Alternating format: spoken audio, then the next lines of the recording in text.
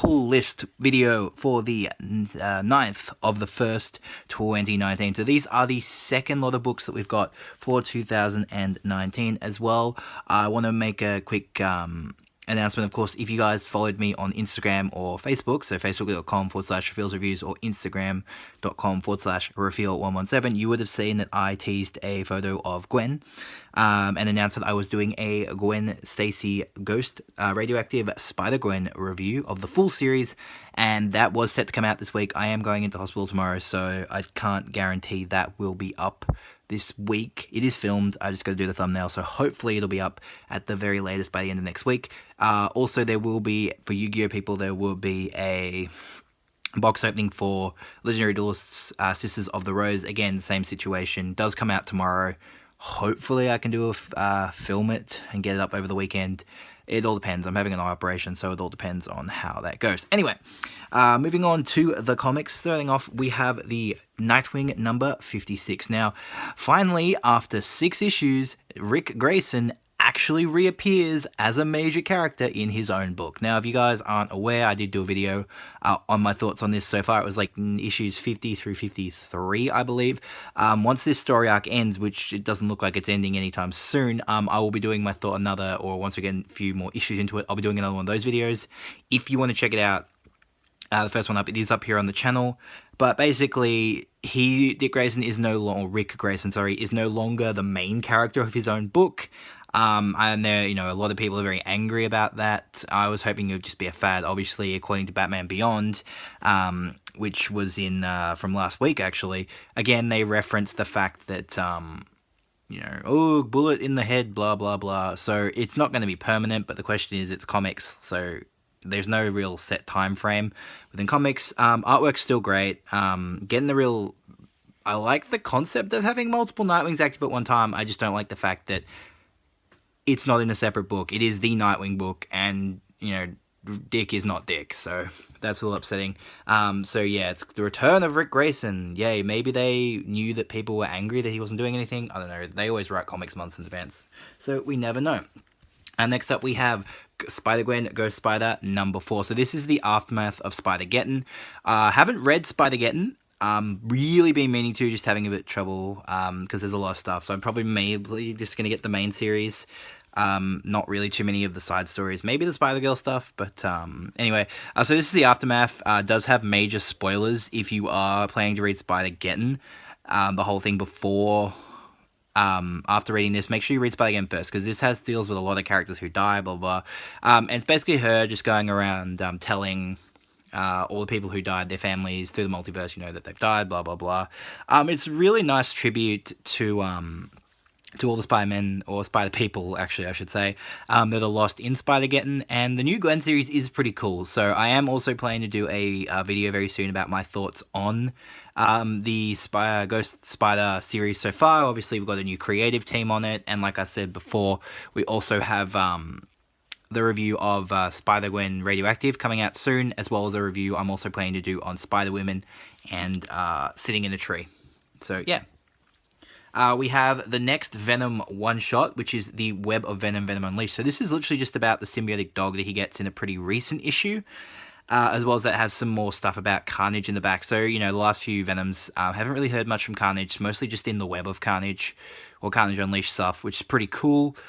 Yeah, pretty happy with this. The variant cover I saw for this is pretty cool. Couldn't get my hands on one at the moment, but I will try to find one. It is the Stan Lee tribute cover, but it looks pretty sick. It's also, what's really cool about this is the artist for the Venom, so Ryan Stegman, I believe his first name is Ryan. He's the artist for the ongoing Venom, and he actually wrote this, so that's pretty cool. He also has a hand in the direction of the way Venom's going, and I think there will be a lot more of these one-shots. It seems like Carnage is definitely going to show up in the back of a lot of these Web of Venoms that are coming out very, very soon. So hopefully we do get to see more of Carnage back in the main story, as he's proving to be quite important to the overall Venom story. So Venom stuff, if you're not reading it, it's great. It was like Marvel's best book of 2018. So next up, we have the 3rd issue of the Alien 3 unproduced screenplay. So again, this cover is pretty sick. And if you're not aware of this, I've talked about it in previous videos, but this is basically one of the unused scripts for Alien 3. So this is one that actually used Bishop Hicks' and Newt, where they didn't actually die, like, you know, in between movies, which I think people were a lot robbed of, and it's actually pretty cool. But yeah, surprisingly about this pull list as well, there's actually more Dark Horse books than DC and Marvel, which is pretty unusual for me because I read a lot of superhero stuff. But it's always nice to read something refreshing, and that's why I read the AVP stuff and the Sonic. So, and the Chandra stuff, which I talked about in the previous year, was also really, really good. So if you're thinking about checking out the Magic, something different, why not check out the Chandra stuff for Magic the Gathering?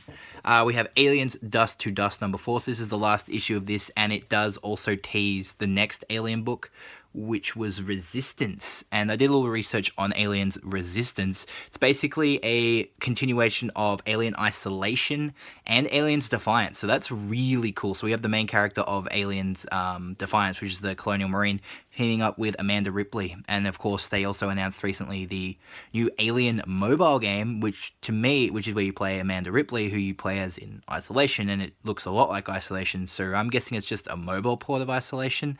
That's a little upsetting. I remember a few years ago, there was this AVP game that came out on the iTunes store and the App Store, and it was actually a lot of fun that you know, did have in-app purchases. It wasn't like a PvP game, it was a PvE sort of thing. Definitely a lot of fun, but, you know, had a bit of a paywall behind it, so what can you do? But again, the AVP stuff is very hit and miss, it always was, but it's nice to read something a little bit different. They're spitting out a lot more Alien books than Predator, though, so that's a little bit upsetting. But we have Predator Hunters 2.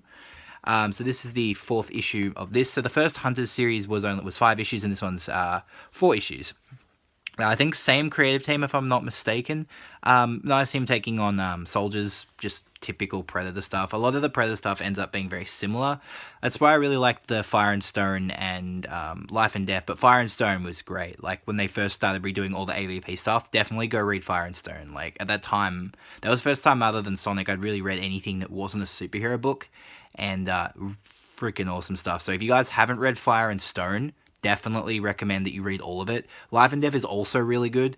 The individual issues are kind of hit and miss. And then, you know, if you want a bit of fun, I always do recommend the superhero AVP crossovers like Batman vs. Predator is great. The Judge Dredd stuff is hilarious. You know, it's just fun. A JLA Predator is like, what the hell? That's just the weirdest book. But definitely worth checking out if you want something weird. And, you know, different to the usual superhero stuff. And I do believe after doing, I think they don't print as many of the AVP stuff. So, and of course, AVP stuff does hold a bit of value and becomes quite difficult to find. Next up, we got some back issues that we have picked up. So, as you know, I'm attempting to finish my SpiderGwen run after having the whole thing. Selling it and then seeing Spider-Verse and wanting to complete it. So we have a few issues of the Spider-Woman crossover. So this is actually proving quite difficult. I need to find Spider-Woman Alpha, the one shot. And apparently that's very difficult to find now. But so we have Spider-Woman #6, which is the 4th part of the crossover. We have Silk issue 5. So obviously had Silk issue 7 and the 2 Spider-Gwen parts already when I bought my Spider-Gwen lot and when I bought the 1 issue of Silk as well. So yeah, but in reason why I really want to get this as quickly as possible is there was talk in this that they were thinking of doing a Spider-Gwen movie, and if they did, there was rumors they were going to include Spider-Woman and Silk. So if they're including all 3 of these characters, the only logical story they could adapt is Spider-Woman, because it has basically it's very heavily focused around Gwen. I did read it a few years ago, and I'm really excited to get back and read it again. And we have part 7, which is the Spider-Woman #7, and then finally the Omega one-shot, which is the last issue of the crossover. And then I've got to find Alpha, of course, guys. But anyway, that is it for the pulls. If you guys like these videos, please remember to give it a thumbs up. Leave some comments with your favorite book of the week. As well as that, stay tuned for my Spider-Gwen reviews as well, which are coming up. And I'll be doing another Nightwing review very, very soon for you guys. Thank you guys so much for watching, and I'll catch you for my next video.